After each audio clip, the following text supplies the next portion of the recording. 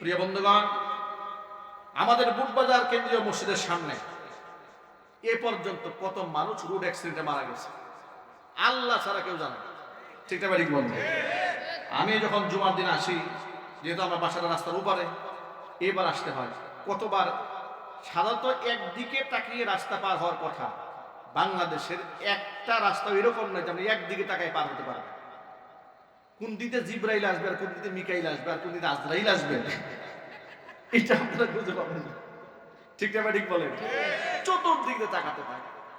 আর Tesla কোম্পানির auto তো আছেই, এগুলো কোন সময় গায়ের উপর দিয়ে উঠে দেয় তার ঠিক নাই।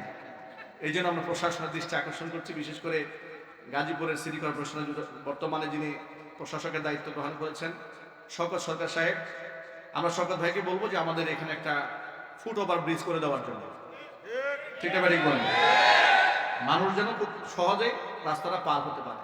আর বিআরটি এর প্রকল্প, এটা যে কি প্রকল্প এটা বুঝার জন্য মনে হয় এই গোটা জাতিকে নতুন করে স্কুলে ভর্তি হতে হবে।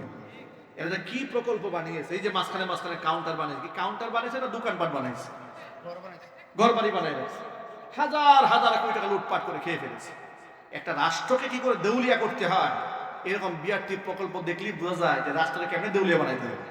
ঠিক না ঠিক বলেন? যাই হোক, ওরা অপকর্ম করেছে, আল্লাহ পাক এদেরকে সাময়িক শাস্তি দিয়েছে। চূড়ান্ত শাস্তির ফয়সালা কিন্তু হয় নাই। চূড়ান্ত শাস্তির ফয়সালা হবে কাল কিয়ামতের ময়দানে। লক্ষ কোটি মানুষের অধিকার নিয়ে খেলা করেছেন, মানুষ হক নষ্ট করেছেন। ওই যে খেলা হবে বলে গোটা জাতিকে মাতিয়ে তুলতো, উনি তো একদম দুবাই গিয়ে খুব আমোদ প্রমোদে আছে, গাড়ি নিয়ে বউ পোলাপান নিয়ে খুব মাস্তিতে জীবন কাটাচ্ছে। ওনার কর্মীরা দেশে দেশে জেল খাটে আর মার খায়, আর ওনারা বউ পোলাপান নিয়ে খুব ফুর্তি করে, আর এই দেশের ল্যাংটা পোলাপান রাস্তাঘাটে মিছিল করে। কথা ঠিক না ঠিক বলে? আমি আমার সমস্ত ভাইদেরকে বলবো, এই ধরনের ভণ্ড প্রতারক মিথ্যুক ধোঁকাবাজদের পেছনে তোমরা আর রাজনীতি করবে না। এরা নিজেদের আখেরে গুটাই নিয়ে বিদেশ চলে গেছে, তোমাদের কপালে শুধু জুতার বাড়ি আছে। সুতরাং সাবধান, তোমরা হাঁটবে ইমানদারদের পিছনে হাঁটবে, যারা জীবন দেবে কিন্তু দেশ ছাড়বে। কথা বলতে হবে, ঠিক কিনা জন্য বলেন? মহান আল্লাহ রাব্বুল আলামিন আমাদের ঐক্যবদ্ধ হওয়ার তৌফিক দান করে।